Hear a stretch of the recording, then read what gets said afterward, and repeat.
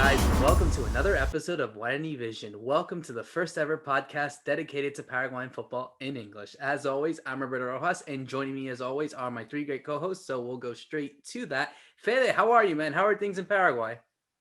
Good, Roberto. Nice to see you. Nice to see Maria. Nice to see Ralph there already heated up here. Almost 100 degrees this week. It's going to be hot. Fahrenheit talking. If I say it in Celsius, it's close to 40 degrees, which is actually what we use here in Paraguay. Hot week. All fired up to talk about our national league, obviously, and everything that's going on here. And another week of Guarani Vision. Absolutely. Ralph, I'll go to you as well. How are you? And, how did you enjoy the action this weekend in Paraguay? Hi, guys. Yeah, doing good. Thanks, Roberto. Exciting. I think every game has some talking points, which we'll go through. Every game was full of goals as well. So plenty of fun to talk about. Absolutely. And Maria, I'm sure you're going to be just as excited for the Super Clásico happening this weekend. How are you? Hey, yeah, super exciting. It's an exciting time for Olimpia. They just came back from a big win. We'll talk about that later on. And yeah, I'm looking forward to the Super Clásico. It's always a fun time for sure. Definitely when it happens early in the season, that's when it all heats up, especially with the race that we've gotten. And we'll go straight to it, guys. We had a lot going on this weekend in Paraguay. We'll start at the game that Fede, you were actually commentating on Tigo Sports. It was the 5-0 win for Sol de America and 12 de Octubre. A really convincing win for Sol de America, really convincing win for Gustavo Florentin's men. But there was one particular thing that actually happened in this game that was really surprising. Many people were talking about it all across social media. We saw people, tweet about it and all that kind of thing. It was very interesting, but also at times it feels as if, though, a situation like this shouldn't happen. What happened in this game in Itagua? A lot of things actually happened, a result like this, 5-0. We haven't had that much goals, I think, in one match up until now, right? The fourth match of the season for these two teams. In Itagua, again, the stadium was opened. This was one of the stadiums that had trouble just a couple of games back when they played Olimpia. We thought that the stadium was going to be closed for a couple of games, but they actually opened it up. But that was not the big trouble for 12 de Octubre. On the preview for this match, the trouble was with the cases of positive of COVID. They had so many. First, it was just a couple. Then it was almost up to 10, and then it came up almost to 15. And by game day, they had 17 cases in a squad that should have had 35 players, but didn't actually sum up to that. They had almost 30 players actually practicing, so they didn't have any goalkeepers practically left. They had to use their third goalkeeper, and they didn't have a sub for him. So they had to look into the people that they had in the club working, and the guy that actually gets the goalkeepers prepared for every match, their trainer, is an ex-goalkeeper here in Paraguayan football. He's 49 years old. He hasn't played in almost 17 years professional football. He did play in lower leagues up until I think it was 2006, but that was a long time ago. We're talking about somebody that doesn't go around chasing balls lately. That's usually practicing with the starting goalkeeper. So it was a really weird situation. I was happy for him because he actually beat that record of Toro Acuna, which I believe he was 45 years old and still playing in the Paraguayan football as a midfielder. And then goalkeepers, we had some cases. Somebody told me Almeida of Olimpia, this legendary player, played up till he was 44, but 49 for Nelson Bernal. That was quite a record, but it had to do with the COVID cases and in this weird situation, right? I was telling you guys, clubs last year already, they released all the youth players, so 12 de Octubre didn't really have much players. They even signed a couple of players during the week just to cover their roster. So they had trouble. They really had a lot of problems facing Sol de America on the preview, and then they lost 5-0. Talking about Sol de America's side, there's a lot of positive things to talk about because Osvaldo Martinez, their star, their captain, their number 10, scored a couple of goals, 2 in this first half, where Sol de America made it clear that they were going to win it. It ended up being 5-0, and it could have been a lot more because they really had no mercy on 12 de Octubre. They're going to have a lot of trouble this year, not just because of COVID cases, but just because of how they're playing up until now. Them and Guaireña, I believe, are the teams that haven't won yet, but Guaireña has a couple of smiles in this tournament already because they tied up against Olimpia and they tied up against Cerro Porteño, but we'll talk about that match. So I can talk a lot more about 12 de Octubre and Sol de America because it was a really fun match to be commentating on TV, but let's go on to the next games. Which game are we going to talk about next? Just before we jump to Olimpia, sorry, I was going to ask you, Fede, about the substitution of Nelson Bernal, just to explain, like, to the listeners or people watching, that the goalkeeper wasn't injured, right? It was like a decision by 12 de Octubre that they wanted to kind of give him a homage and like go on the pitch and have that honor of being the oldest player, right? Yeah, I don't know how to interpret it actually, because, it was mixed emotions. You could feel happy for him because of breaking that record. You could say that he was actually brave with 49 years just to put himself out there and try to be a professional athlete. He could have got injured. He could have gotten hurt, but he actually made a really good save on those 5 minutes that he played. So he actually was actually the only one smiling after a 5-0.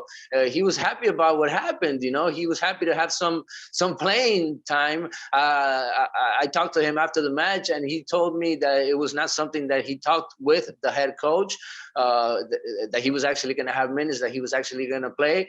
He was actually surprised 5 minutes before the end of the match. He got called up. He was told that he was going to have some play time, and he actually enjoyed it. And he was happy to give a hand in this really hard time to help out a little bit at least. But it was only for this match because 12 de Octubre is going to hire a couple of goalkeepers, so this won't happen again. And I just wanted to ask, because I don't know if you have the answer to this, Fede, or maybe Ralph does, because I was looking into the rules of the APF, and how can this happen? We have a goalkeeper coach that suddenly, out of nowhere, the coach decides to put him as a substitute, but he's not a player, so how does that work? Was that legal? Can that happen in the future, or is it something that shouldn't have happened? I don't know. It was a really weird situation, so that got me thinking about that. You want to help me out with this, Rob? Because, the transfer window was actually open. It's still open up till the 26th of February. So all the teams can actually still hire players. That was actually something that was positive in this really tough situation for 12 de Octubre. And in Bernal's case, he was a professional football player, but actually his latest teams, the last teams that he ended up playing in were lower league teams. So he actually could play. He just needed to move his transfer around, needed to ask for that transfer, send it to the APF, send it to the APF, and get and be able to play this match. And he actually did everything that he needed to do, got everything in order. It was just a couple of paperwork before the match, and he was able to play. He was. This actually could happen with any other lower league player. They could be playing in a third division, and if a club from first division sees them, they could bring them next weekend. That could happen anytime. Yeah, I think because he was technically a free agent, he doesn't have any other club. They were able to register. And I'm not sure of the exact rules for APF, but in the Premier League, for example, they do have emergency loan options, particularly for goalkeepers, because it's such a specific position. So I'm trying to think of there was a famous case in the UK, like in the 4th division, when a club, Carlisle, had to bring a goalkeeper like on an emergency loan because they'd run out of goalkeepers as well. And the guy ended up scoring a goal to like save them from relegation. He's called Jimmy Glass, if you guys want to look that up. But I think also for goalkeepers there's like a specific rule. But it's a good point that Maria brings up of the registrations and like why they even playing the game. Because just before the weekend, all the club presidents got together and they kind of ratified what the Paraguayan FA have been saying before, is that when there are these mass outbreaks of COVID, like you have in 12 de Octubre, you can't suspend the game, you can't postpone the game. It's like they'd all agreed that we have to just do the schedule no matter what, and they kind of ratified that. So I think on that point, the Paraguayan FA will be very lenient or like very open, I guess, to letting people register players at the last minute, just to make sure they don't have to postpone games. Or, well, they're not going to allow people to postpone games, so to not have the games like abandoned and the points awarded to the other team. Yeah, no, absolutely. I think, yeah, go ahead, Maria. Sorry, I was trying to get that mute button, but it wasn't working.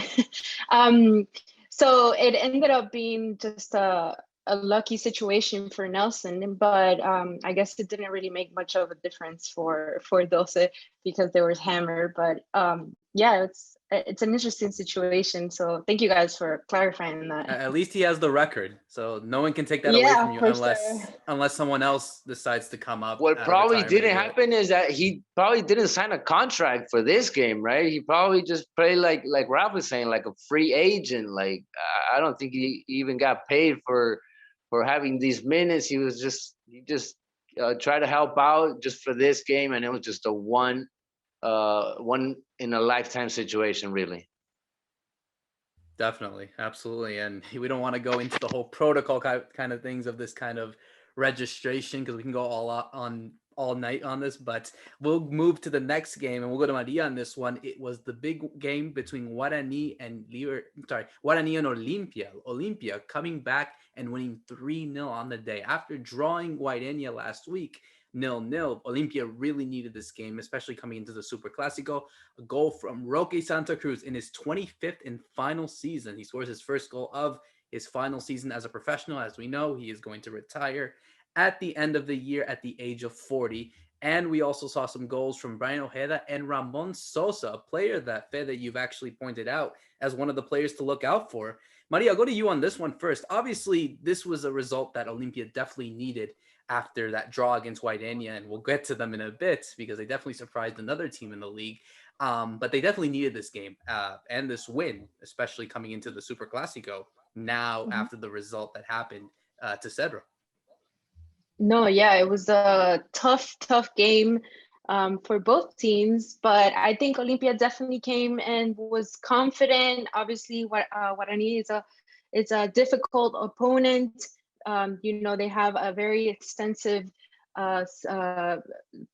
group of players, and the fact that they won 3-0 was just big for Olimpia. Their next game coming up against Cerro, it's going to be another big one, and they need to show up and they need to prove that they can win, and they need another win against Cerro to be able to put their fans at ease because they weren't doing so well the past couple of games. But it was definitely an interesting game because there was an interview that the president of Guarani did, Acosta, and he came out and said that he was so upset after this game because he thought that there was so much favoritism coming from the refs and that it was a one-sided game. Guarani got Milton Britos out of with a red card, and it wasn't a penalty and it wasn't a red card, and the VAR was just one-sided. So he came out and said all these things about the game. He didn't completely say anything bad about Olimpia. Obviously, Olimpia played a great game, so he can't say that. He said we could have won 1-0, but not 3-0. Like that. They could have won 1-0, but not 3-0. and it was all work of the refs. So apparently now they're going to accuse them, and they're going to try to get these two refs out of the ref association.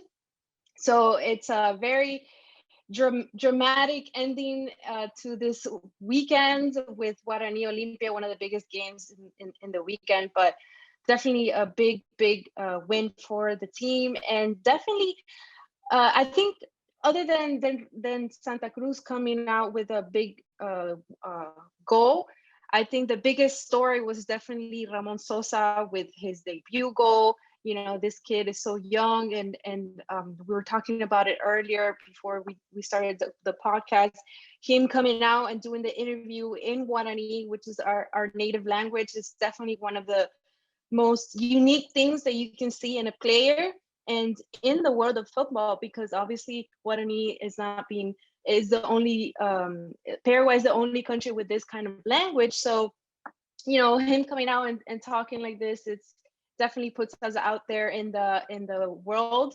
But he's definitely a player that should be on the lookout. You know, he has the same agent as Miguel Almiron, like Roberto mentioned earlier. So, you know, he has potential. He has a lot to work on. Of course, he's still young, but you know, I think Fede has a lot to talk about this guy. If you want to mention more about him, but I think he's definitely a good potential for the future of Olimpia and possibly for the future of the national team in Paraguay.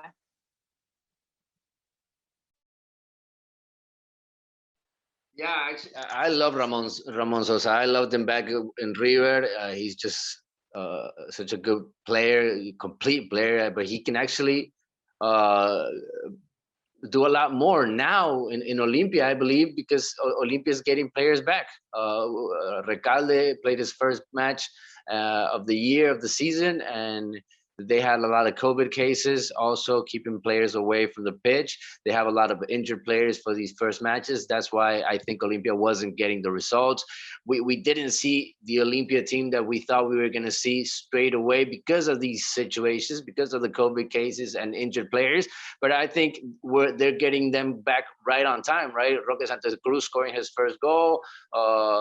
Like I said, Recalde coming back to the team. In midfield, they found a solution with Brian Ojeda there, another young talent that's getting starting time also. So Olimpia's building up, you know, in a tournament where the only perfect team is Libertad. Olimpia has a chance now at the Super Clásico, a game obviously so big that we're going to keep talking about, Roberto. Definitely. I think it's definitely going to be a very interesting game. I think for Ramon Sosa, it's obviously impressive of him to demonstrate his language skills, as Maria mentioned, because of the fact that every time that he is awarded a man of the match or does a post-game interview, his father always requests him to speak in Spanish, given the roots that he comes from over there in Candidiu. So clearly a player to watch out for, and obviously an Olimpia team to watch out for heading into the Super Clásico. And of course, with Guarani, this comes at a really wrong time because they also have the Copa Libertadores starting. They have to play in Bolivia against Royal Paris this Wednesday. And, you know, they definitely did not want to get this type of result. And you see the complaining that's been going on from the president and those being involved at the club. It just brews the perfect storm of what could indeed be a bad situation in the Libertadores. I mean, Ralph, you know, something like this shouldn't happen, I think, in Paraguay. I think we always see accusations from club presidents, from fans, from players as well. You know, this whole thing of the refs, and, you know, it can get to you. It can really move public opinion, but for something like this is definitely not one to look out for, you would say. It was one thing that I remember used to surprise me a lot about Paraguayan football when I first started following, was how vocal the presidents are, because in the Premier League and in much of Europe, you rarely hear from presidents. There's maybe, you know, 2 or 3 owners of clubs that become very famous for talking to media and things, but the vast majority you hardly hear of. But in Paraguay, it's pretty common to phone them up on the radio the day after the game, see what they say, or find them in the stadium when they're still angry about a decision and try and get something. There's always a guy in the stands for the radio station. There's like looking just to wait to see if they can catch the president for some words. And in this case, I mean, I didn't hear Acosta's comments, but what Maria's saying is very interesting because it was kind of controversial, the Milton Maciel sending off. He was given a yellow card on the pitch, and then the referee was called by VAR to check because for a possible red, and so he decided to overturn that. And I was actually joking with a friend, a Guarani fan, before the game. I said, hey, you got Diaz de Vivar and you got Samaniego on VAR. So this is bad news for Guarani. The reason the joke, it goes back to Samaniego about 11 years ago or 10 years ago now, took part in the famous game that Olimpia needed to win against Tacuaru to win the title. And he gave a penalty when actually the ball was outside the area. Of course, this is, pre-VAR, so there was no way to correct it. So I said that as a joke, by the way. I do not think there's a conspiracy that helps Olimpia, but it did turn out that it was the VAR intervention that saw the sending off happen, because the referee on the pitch gave a yellow. And I do notice this is very different to, again, the Premier League, making lots of these comparisons to that. I don't know why, but in the Premier League, you have Mike Dean, who's been criticized a lot for not wanting to overturn his decision. He goes to VAR and he upholds his own decision, even though the camera angles start to make you think, well, hasn't he got this wrong? So this was an interesting case of the reverse, when VAR kind of, shows that, or helps influence that change in decision. I mean, whether it's a record or not, it's also debatable. I mean, I think you can say maybe Maciel leaves his foot in like too long, and maybe there's a bit too much, what's the word, like force, I guess, for it to, to make it more than a yellow. But then I think if it had just been a yellow, no one would have said, oh, it should have been a red card. So it's kind of one of those decisions. And I thought it's a good point, Roberto, that you made about Guarani playing Libertadores, because for sure, they must have on their mind that they got to go to Bolivia, that they got that game, because this was actually the first game they'd lost. And this is their worst defeat for ages. I incorrectly thought this was their worst defeat since February 2020, because the results show they lost 3-0 to Olimpia, but actually they beat Olimpia that day, but they fielded an illegal player and the game was awarded to Olimpia. So I don't even know the last time Guarani lost by 3 goals. In the Libertadores last year against Gremio, they didn't lose by 3 goals, they lost by 2. So, I mean, this is, for Guarani, this was a strange result for sure. But yeah, credit to Olimpia, they're coming up just at the right time, whereas I'm sure we're going to talk about Cerro now. They're not doing so well. And coming into the Super Clásico, we obviously needed to talk about what's going on with Cerro. They were coming into this game. They haven't lost as well. And, they came against this opponent of Guaireña, who famously have also, come back against Cerro Porteño beforehand last year. They were winning 2-0 with goals from Claudio Aquino and Mauro Boselli in the first minute, before 2 goals in the last 4 minutes of the game gave them a point separately. And for them to drop points in this type of game, I mean, Ralph, coming from the loss against Libertad now, and obviously the Cerro tie, I mean, what do you feel is the right scenario now heading into this Olimpia game? I mean, certainly they need to understand that in order for them to actually really get into this title race, that they definitely need that win against Olimpia, because if they don't, and you look at other teams that are trying to gain points, they could really lose form and momentum very early before the season gets really heated up. Yeah, it ended up being a very strange result for Cerro, because, to be honest, they played really well. I mean, in the first half, they managed the game very well.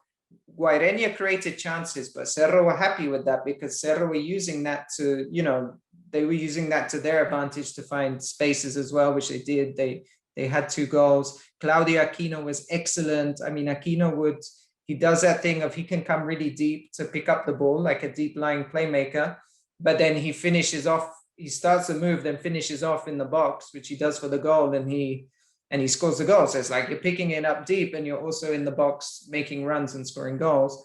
And then I think it's his assist for this. Well, it's not the direct assist, but for the second goal, there's a throw in and he manages to cross first time, which nobody in Guaireña's defense was expecting. Not even the Cerro player was expecting, because it kind of bounces off him. I can't remember who it is, but falls straight to Boselli, who needs like no invitation in the area to score. And by the way, Boselli looks like he could be that.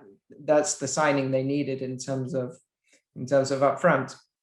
But then, yeah, the difficulty was managing that game towards the end, especially after the first goal. I mean, okay, when Guaireña score in 84 minutes, that's the time where, okay, we need to, make sure we're firm here and not allow anything to happen, or any more scares, or keep the ball. But in fact, Cerro were playing a lot less with the ball in the second half, and they're a team, Chiquiace's teams are always much better in possession. So they were backing off, and it was, of course, a disaster for them when Lito Duarte, who's 38 years old, and he's played for Guaireña since before they were even a pro club, I think, right when they're in the regional kind of league. He comes and scores that equalizer, and it's a case of deja vu for Cerro, because in February 2020 they were leading 2-0, and they ended up drawing 2-2, because that day Jose Verdun scored 2 goals in the very late on.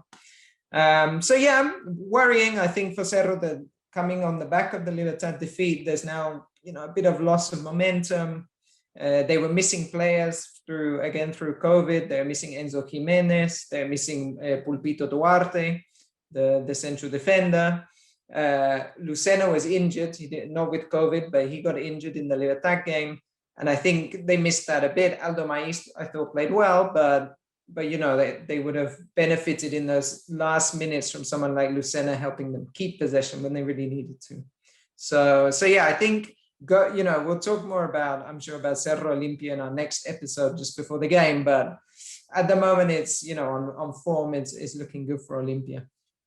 And going into the team that certainly has not lost any sort of momentum, and that is Libertad. Libertad are still the only team to have not lost a single game this season, even though they still have a game in hand due to the suspended game against Guaireña. They won 3-0 on the day against Nacional, and we saw kind of a mixture of the past, and in Oscar Cardoso scoring the final goal, and Julio Enciso, the future of him, scoring at 17 years old. If you remember, guys, he also scored against Jorge Wisdom in the Copa Libertadores. So this is certainly a young kid that is definitely on the rise. And Fede, I'll go to you on this one, because we viewed Libertad as one of those favorites to win this league, and we know the team that they have and how they're trying to build a team that is worthy of not just competing from the local level, but seeing what they do internationally and getting Dani Ganero and getting that side to work out well. I mean, when you have kids and experience mixed together, it's a perfect formula, don't you think? Yeah, and when you have a winning coach like Garnero also, I think that came in with the right formula, picking the right players also, even though they also had trouble during the week with a lot of COVID cases. I just talked about those Octubre, and Libertad was probably the other team that had the most cases last week. Ralph talked about Cerro Porteño. Maria was talking about the match between Guarani and Olimpia. Guarani also had a lot of cases. So all teams had trouble during this week. And Libertad just showed the depth that they have in their squad, I believe. They have this luxury squad, really, with players that could play probably in any other team in the first division, and they would probably start. And they even had players that haven't played yet, like Barbosa, that played his first match, the defender that Garnero actually wanted, that came from Argentina, from Independiente. He has a lot of experience, so he has a lot of options. And in those a lot of options, in those players that he's seeing, he found this. I think he's a jewel. I think he's like Ivan Franco when he was that young. Also, he reminds you, Julio Enciso, of those young players. Just a lot of talent and raw talent, because they just want the ball. They just want to have fun. They just want to strike the ball to the net. That's just what he did when the game just started. He got the ball. He took two guys off of him, and he just put the ball to the end of the net. I mean, we're talking about a guy that can do magical things at this age, and he's just 17, and he's playing in a team that has all these stars. Also, you look at around him, and I don't know how this guy is getting game time at 17, and it has to do with his talent, because Garnero had a lot of other options, and he picked him, and he had a really good game. Ivan Franco came back also in this game. We haven't seen much of him lately, but these are players that Garnero can get back. Bogarin also, he had a couple of good games in this tournament. I'm just throwing names out there because Libertad has so many. We're going to see a lot of this team because they're the perfect team till now, and they already beat Cerro Porteño. They already beat Olimpia.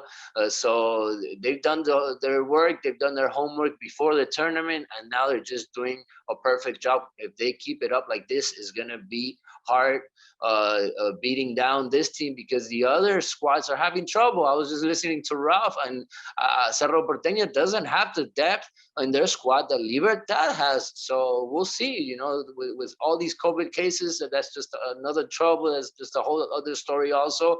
So it's a weird tournament for all teams, but Libertad feels good and looks like it has solutions for everything that it stumbles upon. And I picked Libertad, just a reminder. I did pick them in our pre-season show. For Garnero, there's a very cool stat that no manager or coach has ever won the Primera with 3 different teams in the history of Paraguayan football. So he's done it with 2. Of course, he did it with Guarani and Olimpia. So now he is possibly going to win that 3rd title. And I think what Fede talks about, the depth, is really important, because actually winning the title is not why he's there. He's there for Libertadores. That's what I think Cartes wants. That's what Libertad wants, is to do something in the Libertadores. And if he has these young players like Enciso that can be doing damage in Primera, then he will have that confidence that he can use his more experienced team for those Libertadores matches once we get into the group stages and you're having to play these midweek games. So definitely looking very good for them. And a cool stat about Enciso, because I was looking, like, this guy was born in 2004. Like, in 2004, I'd already lived in Paraguay by then, and this kid wasn't even born. But he wasn't even born when Cristiano Ronaldo made his debut. So now we can all feel old. Yeah, certainly well, I mean, there's always going to be more kids coming out that were born in 2005, 2006, 2007. Just wait for it. It'll come eventually. So we just have to hang on tight, because if we're feeling old now, wait a couple of years. That's when we'll really start to feel that. But, guys, I think it's going to be a really interesting weekend. We'll obviously talk about what's going on this weekend with the Super Clasico in our next episode. Certainly other games have been going on. We see, obviously, Paraguayans in action all across Europe. We see also many people starting to heat up now and starting to call up some names that possibly could be on the national team, because in exactly 1 month is in the start of the World Cup qualifiers again against Chile, the first game in Santiago for the year. So we'll definitely be excited to speak about that when the time comes. But again, guys, another great episode. Berizzo's not missing a match, Roberto. Berizzo's everywhere here. I'm just telling you, I see him in all the games here in the local league. He's watching all players. So in about 10 days, we'll know our list. And that's important. I think it's always important for a manager to not always focus on what's going on for the Paraguayans outside of the league, but those inside it. Because like you said, maybe we see a Julio Enciso coming. I'm not saying it's going to happen, but definitely want to keep an eye out for the future just in case. But yeah, definitely going to be a very interesting World Cup qualifiers when the time comes. But again, guys, another great episode as always. So as always, listen to Guarani Vision on YouTube. Make sure to follow us on Twitter. Give us a like, subscribe, comment us on YouTube, listen to us on Spotify and Apple Podcasts. And yeah, I mean, another great episode as always. So for myself, Roberto Rojas, for Fede Perez, Maria Britos, and Ralph Hanna, thank you so much for listening to another episode of Guarani Vision. See you soon.